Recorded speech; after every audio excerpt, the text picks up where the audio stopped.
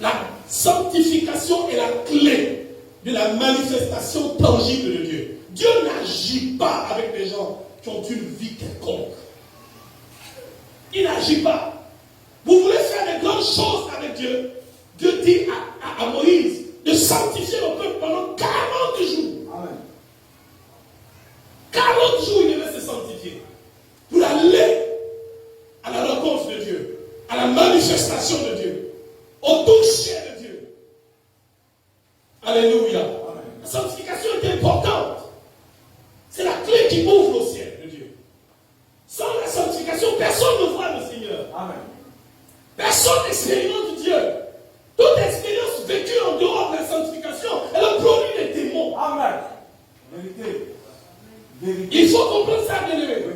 Dieu ne négocie pas avec la sanctification. C'est pourquoi il dit dans Isaïe 59 que sa main n'est pas courte pour sauver, son oreille n'est pas dure. Mais le problème, c'est quoi? C'est le péché, c'est la sanctification qui n'existe pas. Amen. Quand elle n'est pas là, Dieu n'est pas là. Quand elle est là, Dieu est là. Parce que Dieu prend plaisir à la sainteté. Oui, vérité. Il prend plaisir à la sainteté. Une vie de sainteté attire Dieu. Amen. Ça attire Dieu. Une vie de sainteté. C'est là où Dieu siège. Frère, tu veux être l'habitation de Dieu en esprit? Tu veux être rempli du Saint-Esprit? Tu veux être utilisé par Dieu? Tu veux que le trône de Dieu soit ta vie, ton cœur? Décide de mener une vie de sanctification. Décide de purifier ton corps. Décide de purifier tes pensées. D'être l'instrument de Dieu dans tes pensées. Et tu vas voir Dieu agir comme pas possible. La question ne se posait pas chez les apôtres. Vous les voyez, à chaque fois Dieu le fait des miracles. Pourquoi? Parce que la sanctification était un acquis. Oui, vérité. Quand la sanctification était un acquis, frère, on va dans les hauteurs. Amen. Mais quand on cherche la sanctification, on a l'impression qu'il y a un courant, après il y a coupé le courant. Et le courant, après il y a coupé le courant. Et le courant, après il y a coupé le courant. Et c'est ce que nous vivons. Quand la sanctification est là, il y a le courant. Quand la sanctification est là, il y a coupé le courant. Oui. Il faut que nous décidions d'être plus rigoureux avec nous. Frère, être rigoureux avec son corps, ce n'est pas souffrir. Être rigoureux avec son corps, c'est bénéficier de la grâce de Dieu. Amen.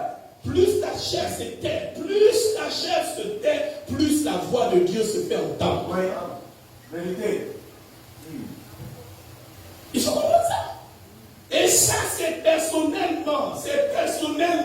Ça n'a rien à voir avec les autres. Ça n'a rien à voir avec l'église entière. Ça n'a rien à voir avec tout le monde. Ça a à voir avec toi. Parce que Dieu ne cherche pas 10 000 personnes, il cherche une personne. Si une personne se sanctifie, il va descendre au milieu.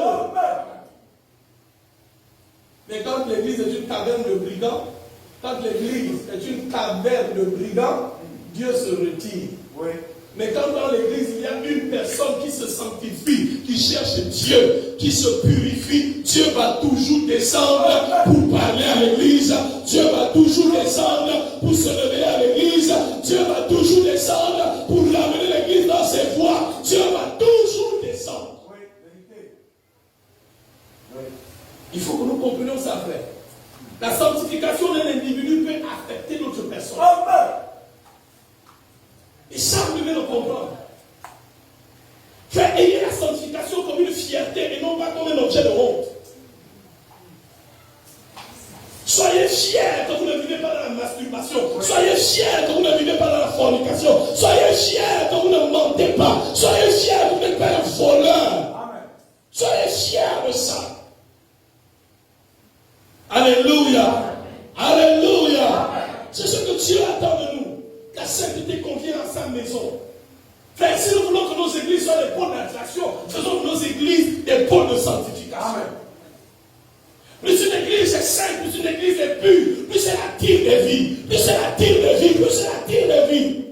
Parce que la sanctification est la chose la plus recherchée. Les gens ne sont pas épatés par les choses qu'on peut faire, les gens sont épatés par la manière dont on vit. Oui. Ouais. Il faut comprendre ça.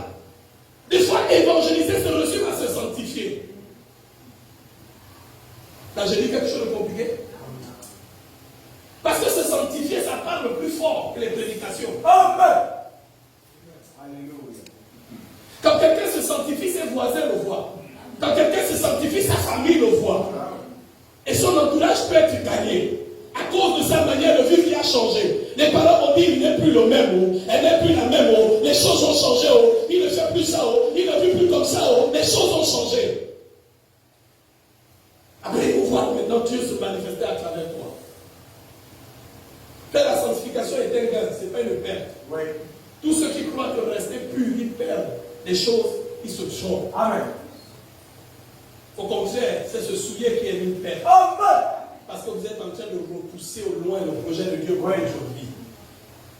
Il y a des choses que vous ne pouvez jamais obtenir dans votre vie par une vie de souillure. Oui. C'est impossible. Par la vie de souillure, vous pouvez tromper les gens. Par la vie de souillure, vous pouvez avoir un travail de manière frauduleuse. Vous n'aurez jamais la paix dans ce travail. Écoutez-moi bien, la vie de sanctification est la vie la meilleure. Amen. Si Dieu savait qu'il y avait un autre chemin à la réussite avec la paix, il nous l'aurait donné. Oui. Mais le seul chemin de la réussite avec la paix et la joie par le Saint-Esprit, c'est la sanctification. Amen. Il faut que nous comprenions ça en tant qu'Église, en tant que chrétiens, et que nous décidions de plonger à fond dedans. Frère, il y a des niveaux de sanctification dans lesquels on doit entrer. La sanctification de notre corps, la sanctification de notre âme, la sanctification de nos pensées.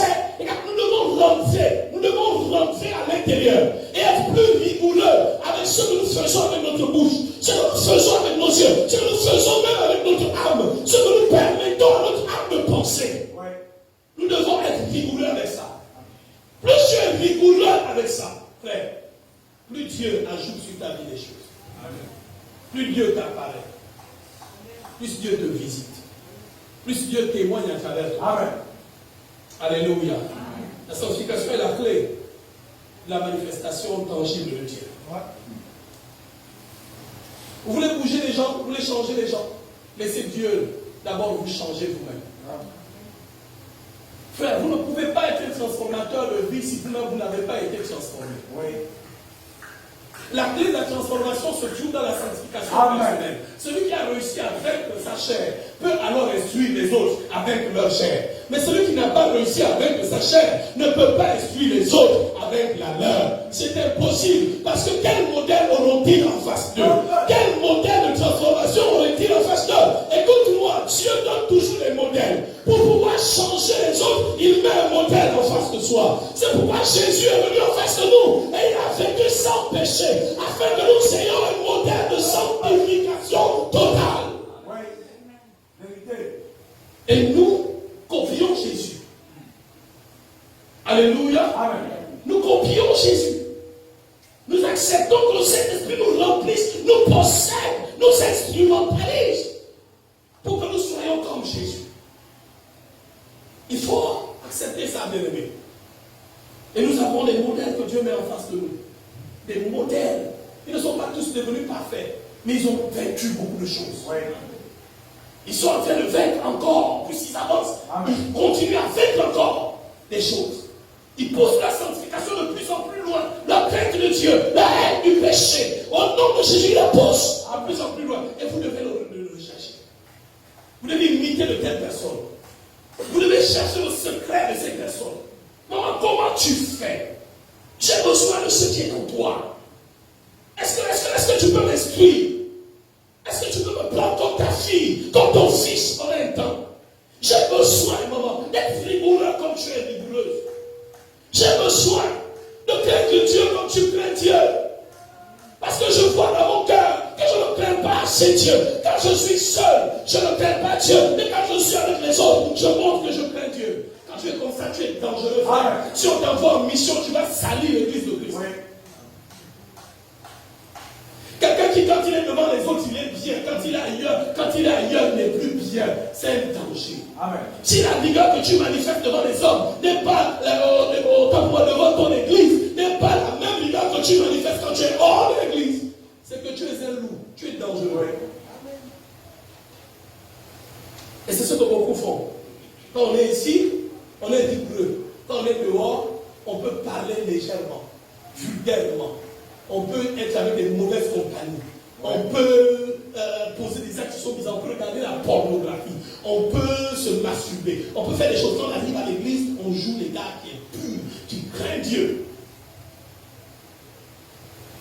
Faisons attention, bien aimés.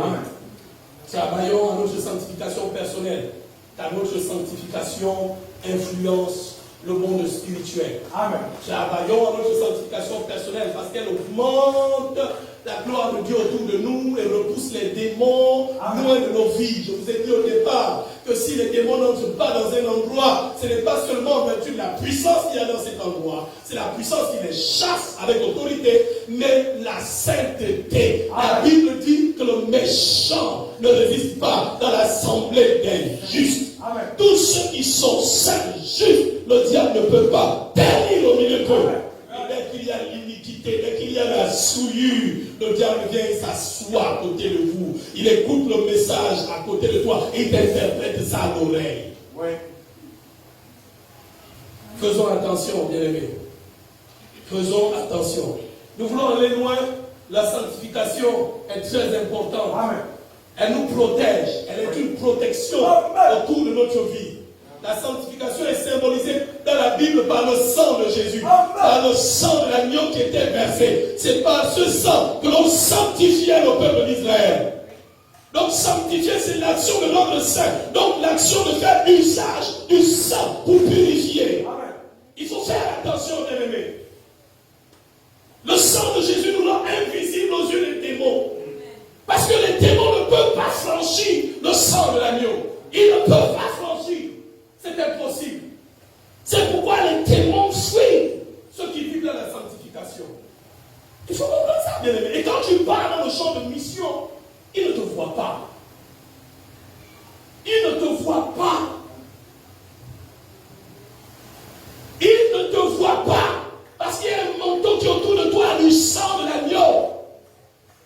Invincible aux yeux des sorciers, invincible aux yeux des démons, à cause du sang de l'agneau. Amen. Il faut comprendre ça. Donc quand vous délaissez votre sanctification, vous faites quoi? Vous ouvrez des brèches. Des brèches. Ouais. Des brèches. Des brèches. Hein? Amen. On dit Satan veut cribler les gens comme du froment, percer les petites trous de partout. Afin d'avoir accès à la vie de la personne. Amen. Avoir accès à l'âme de la personne. Avoir accès et vider votre être de toute puissance, de toute autorité. Il faut faire attention. La sanctification, c'est votre protection. Amen. La sanctification, c'est votre manteau. La sanctification vous protège.